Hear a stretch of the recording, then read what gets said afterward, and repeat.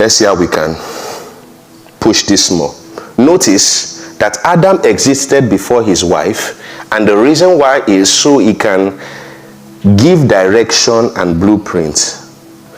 This has nothing to do with age. They had no age until sin came, until they fell. And they were created together in Genesis 1:26. Also notice that Adam was okay alone. He didn't even know he needed someone. He never complained to God.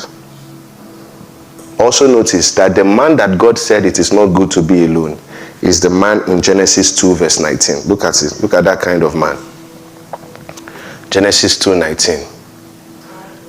Out of the ground, the Lord God formed every beast. Okay, let's read on.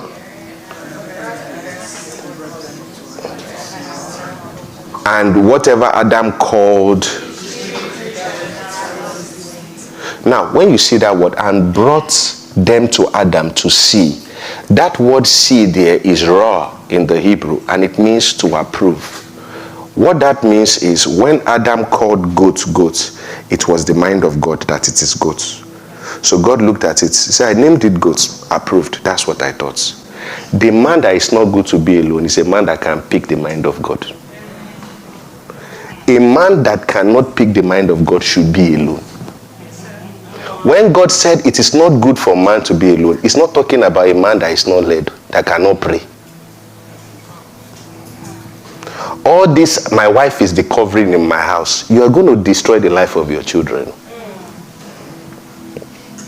You look at the church, 80% are women. Where are the guys? I'm saying this because this generation, something has to change drastically so we don't miss it as well. This is a young church. You people have to help us.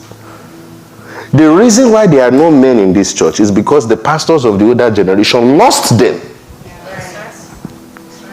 If you go to teens church, there are boys there. Once they go to university, they don't come back. It's because there is too much focus on the female child. They want to teach them how to dress, teach them how to do this. Don't let men. They don't talk to boys. They don't talk to boys. They don't disciple boys. You people start having children now. Once they are teenagers, don't force God on them. Show them God. An 18-year-old boy that has been going to church all his life, he stopped going to church. I think I shared that story. The guy told me one of the most powerful things I've heard in my life.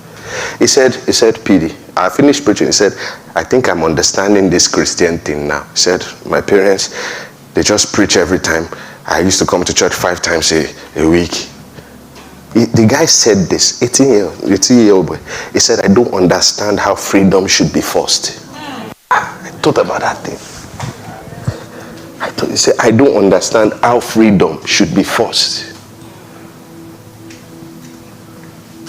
The day my younger sister gave her life to Christ, she came to my house. This is a pastor's house. She was playing pastor ranking in the morning.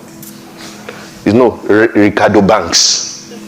And I was praying in the spirit in my room. She was praying Ricardo Banks in the morning. And that day was the day she gave her life to Christ. I came out, I greeted her.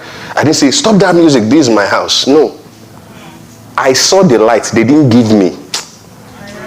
You get what I'm saying? If you force people, that's not Christianity. God cannot have grandchildren. Yes. He has to be their God. There is a particular way, there is a life to show. There are some children that they can't understand that God can forgive. They don't understand the concept of mercy and grace because daddy flogs them for everything. They pay for all their sins. Don't laugh. Think about it too. If you start talking about the grace of God, God is a father, they won't get it. Because what daddy shows them is that you get what you deserve. You have to help them understand that no, there is something called mercy and grace. If I slap it, bah! I'm not saying don't me, I will flog. You can think whatever you want. Abuse, I abuse rest. But I'm saying that there is a balance. Thank you for watching. I believe you have learned. Please do us a favor by clicking on the subscription button so that you get notified whenever we publish deep spiritual content just like this one you have just watched. And also, try in your best capacity to implement all that you have just heard. That you be doer of the word and not just a hearer of the words. Thank you and God bless you. See you in our next video.